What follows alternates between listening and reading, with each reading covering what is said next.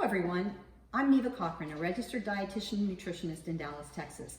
I'm also a Produce for Better Health Foundation fruit and vegetable ambassador.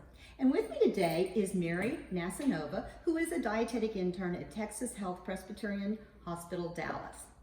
February is American Heart Month, and we're here today to show you a heart-healthy salad that's prepared with some of our favorite ingredients. These include lettuce, cooked quinoa, roasted sweet potato, feta cheese, slivered almonds, canned tart cherries, and honey apple dressing.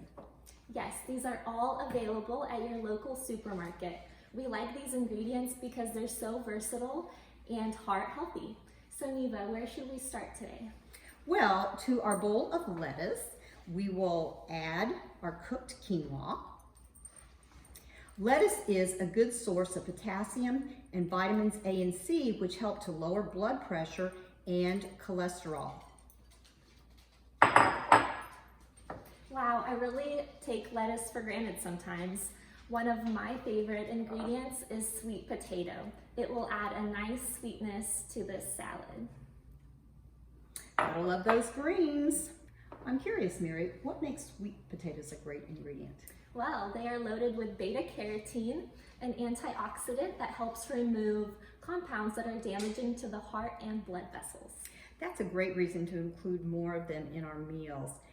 How about adding some tart cherries to the mix? Absolutely. Cherries, no matter if they are fresh, frozen, or canned, can provide anthocyanins, which help lower blood pressure, cholesterol, and offer anti-inflammatory benefits.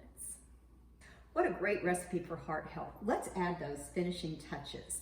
We're using honey apple dressing, but you can choose any type that you enjoy.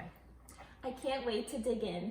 For a complete meal, you can top it with a lean protein like chicken, beef, shrimp, salmon, hard-boiled eggs, or beans, and it would still taste amazing.